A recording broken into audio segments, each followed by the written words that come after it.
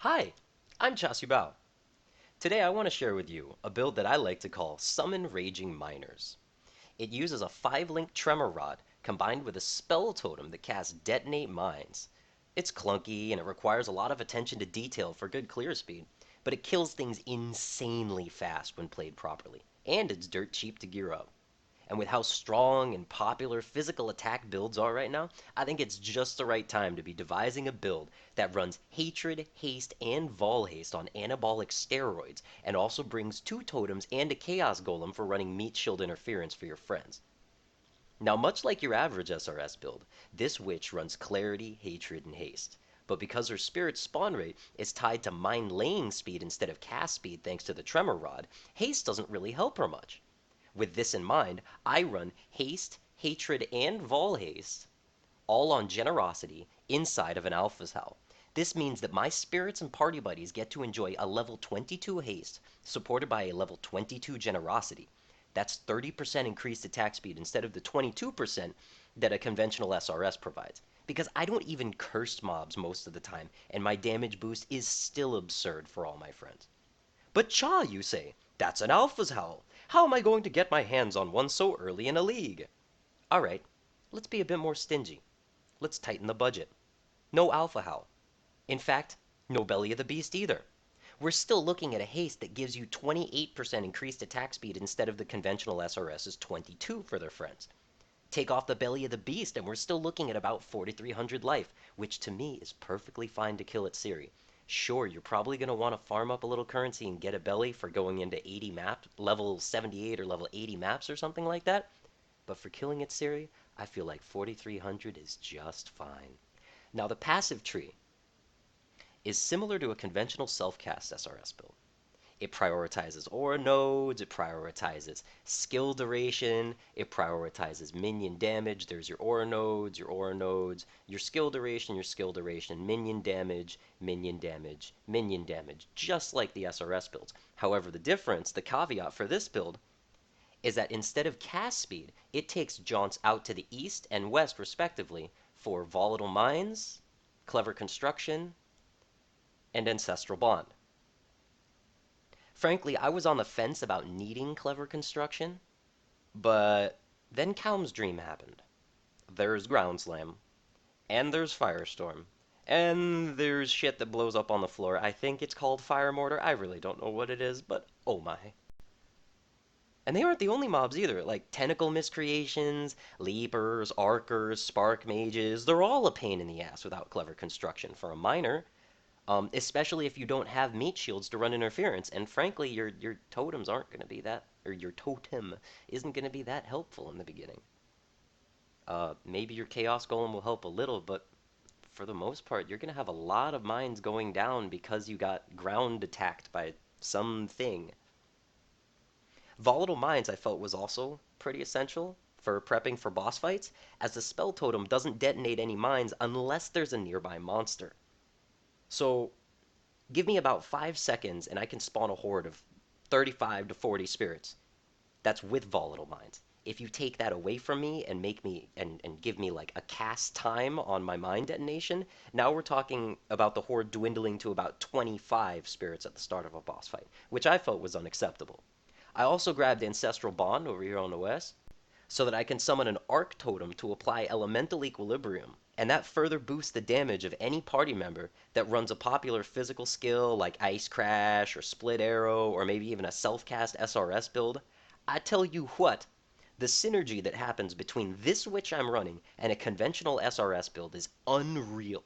Between the Turbo Haste, the Turbo Vaal Haste, the Arc Totem, and another Vaal Haste linked to increased duration, we can keep an SRS build casting faster than they ever dreamed possible.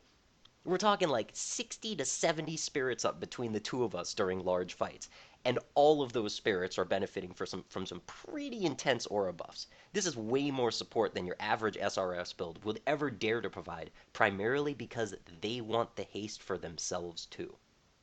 And you may be thinking now, but Cha, why all the extra hassle when you could just buy a staff with +3 to fire gems? Well, first of all, I like budget-friendly builds that can still kick ass in endgame content.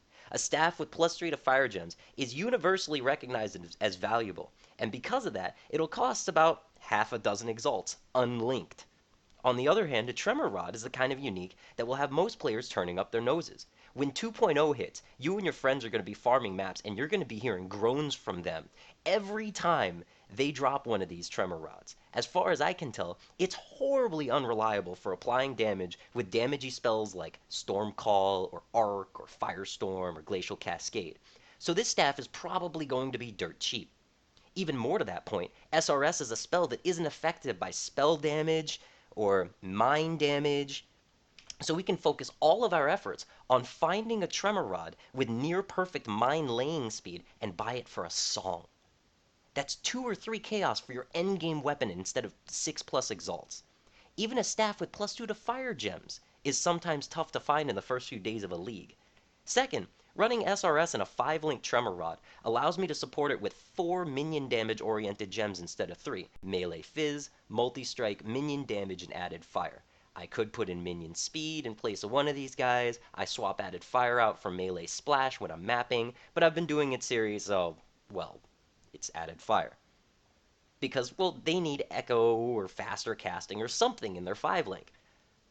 And that leaves them with only 3 supports for their minions. That's kind of sad.